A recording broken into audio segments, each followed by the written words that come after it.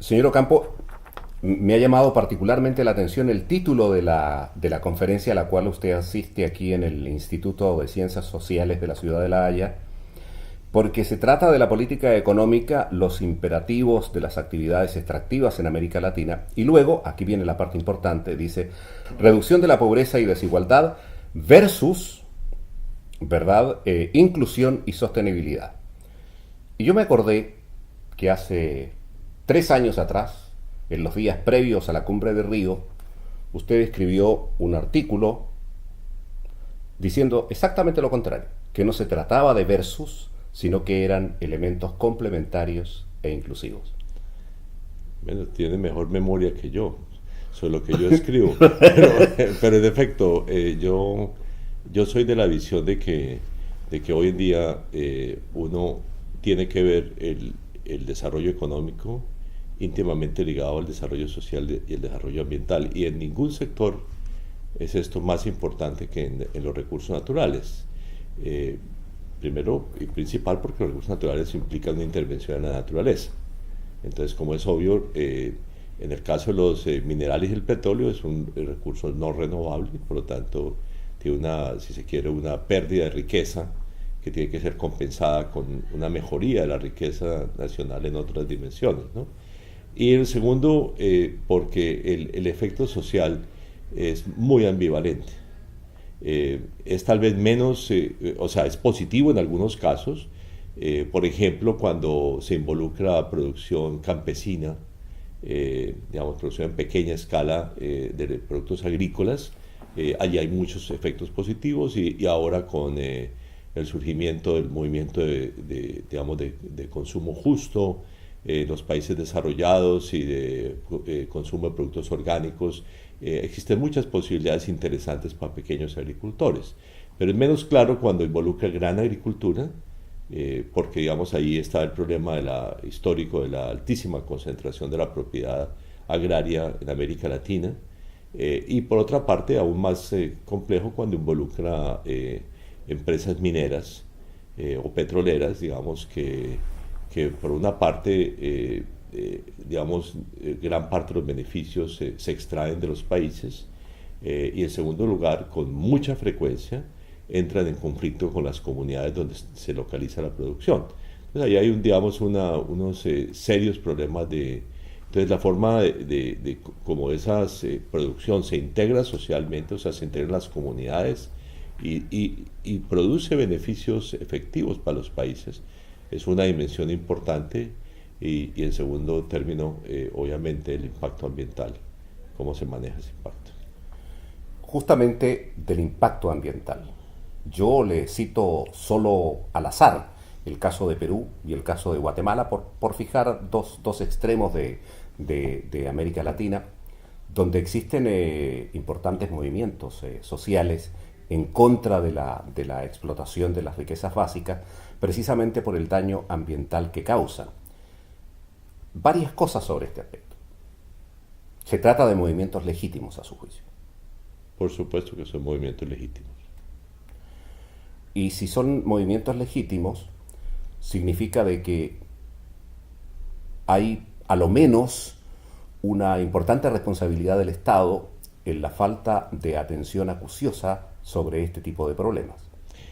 Por supuesto, pero al mismo tiempo, digamos, el Estado es por esencia el regulador sobre los impactos Exacto. sociales y ambientales de todo tipo de explotación económica. Y la forma como se promueven los diálogos con las comunidades, yo creo que las empresas han aprendido en todo el mundo, y mucho más en los países desarrollados. Digamos, mire Canadá, digamos, donde este tema es un tema que se ha manejado relativamente bien, digamos, aunque todavía hay mucho conflicto, ¿no? Porque es un país que depende de la explotación, sobre todo petrolera, ¿no? Y hay muchos conflictos con las comunidades autóctonas, indígenas, ¿no? Digamos, de Canadá. Pero las empresas aprenden a buscar, y el Estado a regular la forma como esas empresas intervienen en esos territorios. Y yo francamente creo que digamos, puede haber casos complejos, digamos, por ejemplo, qué sé yo, precisamente tal vez el caso de la explotación en la zona amazónica, donde puede haber algunos problemas complejos de manejar, quizá insalvables, pero yo creo que en muchos otros territorios es posible encontrar una solución que sea positiva para la explotación y para la comunidad de los recursos naturales, ¿no?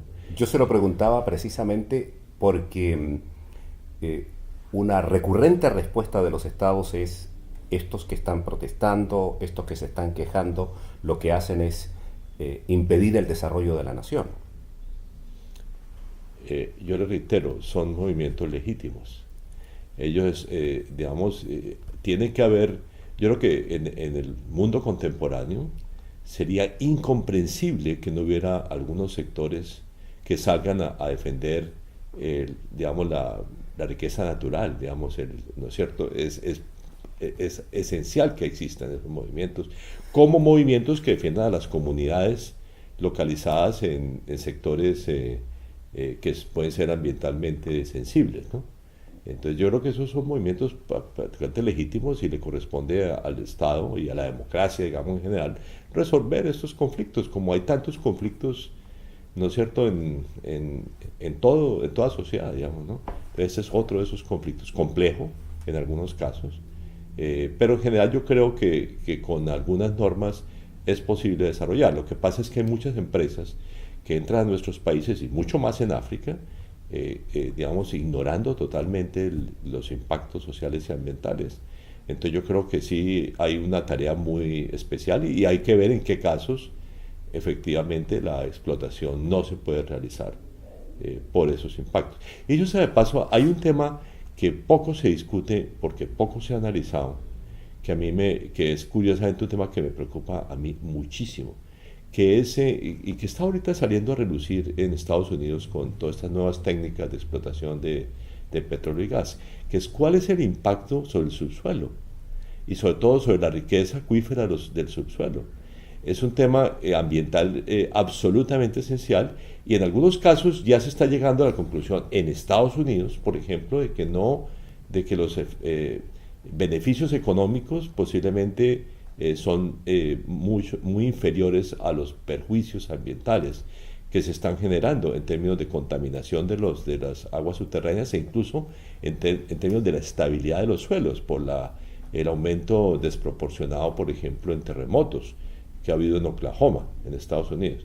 Entonces, ya por ejemplo en Estados Unidos, donde yo vivo, que es el estado de Nueva York, ya el gobernador prohibió ese tipo de explotaciones. Y yo creo que eso vamos por ese camino, digamos, en el propio Estados Unidos de regular mucho más severamente ese tipo. Y ese es digamos, uno de los temas ambientales. Hay muchos Tiene otros. usted toda la razón, porque de una u otra manera se hipoteca el futuro si no se le presta atención a ese tema del subsuelo.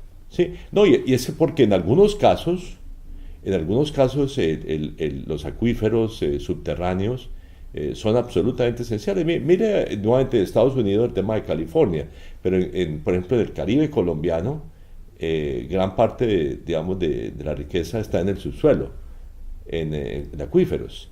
Entonces el impacto que puede tener la explotación minera o petrolera sobre el subsuelo en términos de aguas es absolutamente esencial. Y es un tema que no ha sido suficientemente analizado. ¿Cuál es la riqueza del mundo en acuíferos subterráneos y qué hay que hacer para mantener esa riqueza? Es un tema muy importante, tan o más importante, diría yo, para el futuro, que el tema de los acuíferos en la superficie, que sí ha recibido una gran atención.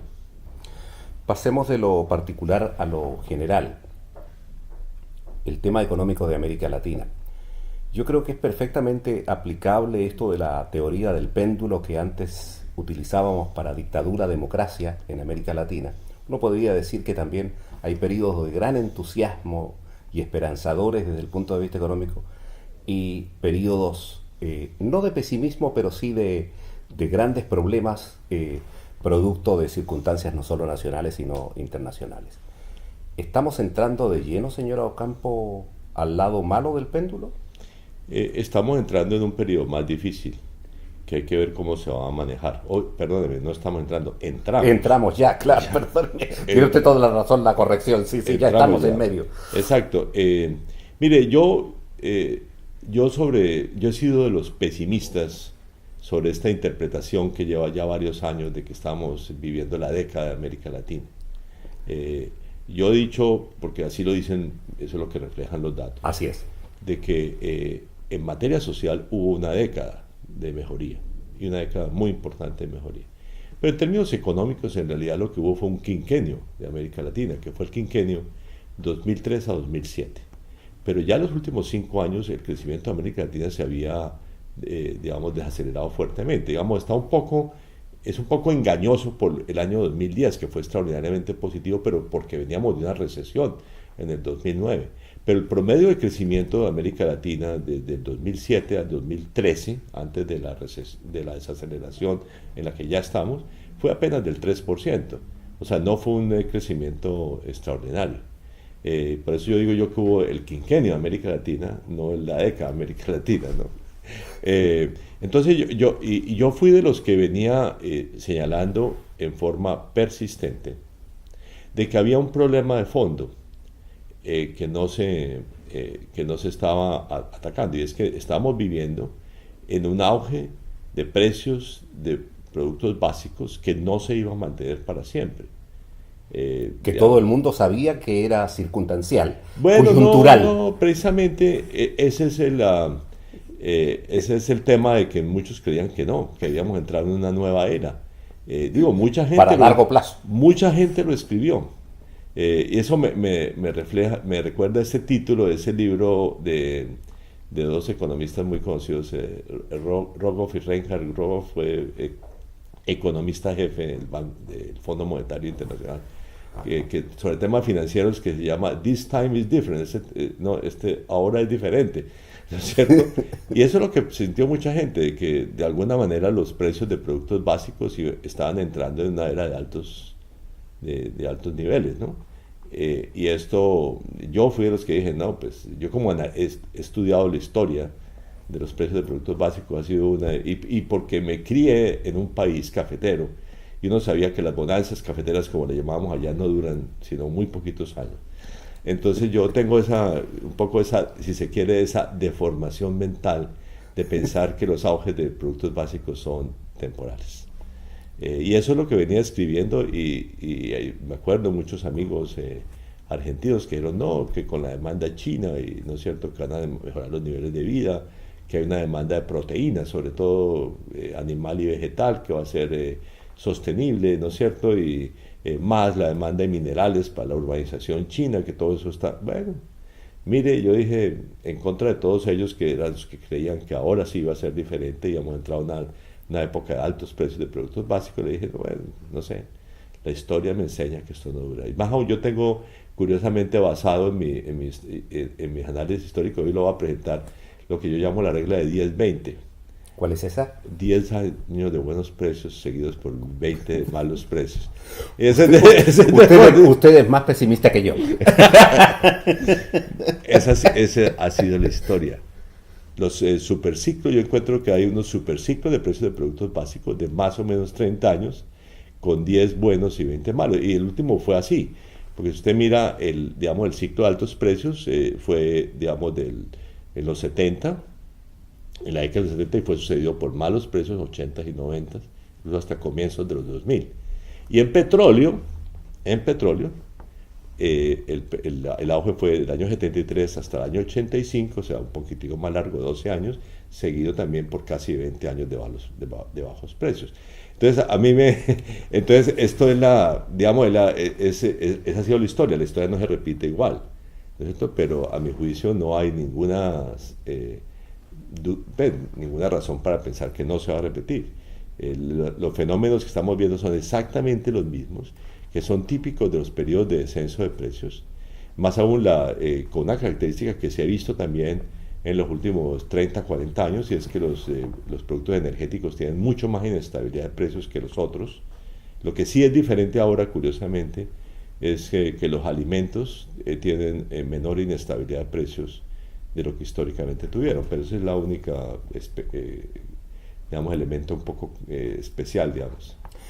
Señor José Antonio Campo, yo soy muy consciente que en una entrevista de esta naturaleza no vamos a encontrar las soluciones para tamaña dificultad que va a enfrentar la región, pero algunas cosas. Ha crecido de manera significativa en estos años la clase media en América Latina, que es una clase que quiere mejores comodidades, mejores estándares de vida, y justamente con este anuncio de un crecimiento de solo un 1%, va a haber pocos fondos para satisfacer esas demandas y se puede crear una gran efervescencia social, ¿no le parece? Bueno, curiosamente la efervescencia social comenzó en medio del auge, o sea que No le extraña. no me extraña que vaya a seguir. Y el tema es como unas sociedades que han sido muy jerárquicas se adaptan al ascenso de la clase media, ¿no es cierto? Que es un fenómeno pues que ya lo han conocido en parte algunos países en el pasado, digamos, sobre todo los del cono sur, digamos, Argentina, Uruguay y también Chile, digamos, han tenido, digamos, y en Centroamérica, Costa Rica, que son países que han tenido una clase media importante. Pero para digamos, incorporar a la clase media necesitan otras políticas. Por ejemplo, el Banco Mundial, cuando sacó su estudio sobre la clase media latinoamericana hace un par de años, una de las cosas que anotó es que los sistemas de política social tienen que ajustarse a esa realidad. Y eso significa que, digamos, la focalización, que fue la obsesión de todas las recomendaciones del Banco Mundial, digamos, de que las políticas tienen que focalizarse hacia los pobres, tendrían que ser sustituidas por unas políticas universales, poco más como los estados de bienestar europeos, ¿no es cierto?, que digamos que aspiran a incorporar a todo el mundo dentro de la política social e incluso hagan que los sectores sociales ya no prefieran necesariamente las instituciones privadas de provisión de educación y salud sobre las instituciones públicas, sino que la calidad de la provisión pública llegue a un nivel que sea aceptable para la clase media, ¿no es cierto? Digamos, eso es lo que dijo el Banco Mundial, tanto así que yo les dije bienvenidos a la CEPAL, porque la CEPAL ya lo venía pregonando. lo venía pregonando, digamos, de que uno tiene que diseñar sistemas de política social universales, no focalizados, digamos, ¿no? Entonces, eso veníamos diciendo. Entonces les dije yo, bienvenidos a la CEPAL, les agradezco porque eso quedan finalmente reconocidos que teníamos la razón, los que hablábamos desde el otro lado. En fin, yo creo que esa es, por ejemplo, una de las realidades. Y también los sistemas políticos, porque digamos, los sistemas políticos clientelizados de América Latina y que dan lugar a muchas formas de corrupción, tendrán que ajustarse para hacer ofertas que sean aceptables a una clase media que es más educada, ¿no es cierto?, que tiene mejores oportunidades, que ya, digamos, hay que ofrecerle unos niveles de vida diferentes. Y ver, dicho sea de paso, qué sistema económico es viable para eso. Porque, digamos, lo que ha ocurrido, sobre todo en Sudamérica, es que toda esta, digamos, efervescencia de altos precios de productos básicos hay que cambiarla, ¿no es cierto?, por un modelo de desarrollo que no dependa solo de los altos precios de productos básicos. Y que no existe. Hoy en día en Sudamérica no existe. O sea, digamos, todos los huevos y toda la carne en el asador se ha puesto en la exportación de materias primas. Históricamente. Digo, no en términos absolutos, pero gran parte. En Sudamérica. Sí. En Sudamérica, México, Centroamérica, Caribe tienen otro patrón de especialización, digamos, pero en Sudamérica sí. Eso ha sido lo que Sudamérica ha tenido un auge basado en productos básicos en los últimos 10 años y en un comercio con China que es altamente desigual en su estructura. Como decimos algunos, tiene una estructura decimonónica. Digamos, digamos, América Latina exporta recursos naturales e importa manufacturas. Es la estructura decimonónica al comienzo del siglo XX. Pero nosotros ya habíamos desarrollado otra estructura exportadora, venían bajando sistemáticamente los recursos naturales desde, no sé, desde los años 60. Entonces estamos en un proceso de diversificación exportadora que, digamos, se revirtió con esta nueva dependencia de los recursos naturales. Entonces eso ya no es viable, y por lo tanto habrá que ver, digamos, cómo se explotan mejor esos recursos naturales, por ejemplo, cómo se le incorpora tecnología, cómo desarrollamos mejor los encadenamientos, o sea, el suministro, por ejemplo, de equipos, de materias primas que sean producidas nacional o regionalmente, cómo se desarrollan los servicios para esas industrias, y al mismo tiempo cómo se desarrollan otros sectores que no dependen de los recursos naturales, ¿no? Ese es digamos, el gran reto que tenemos para adelante. Señor José Antonio Campo, le agradezco enormemente la gentileza que ha tenido con nosotros hoy. No, encantado de haber estado con ustedes. Muchas gracias.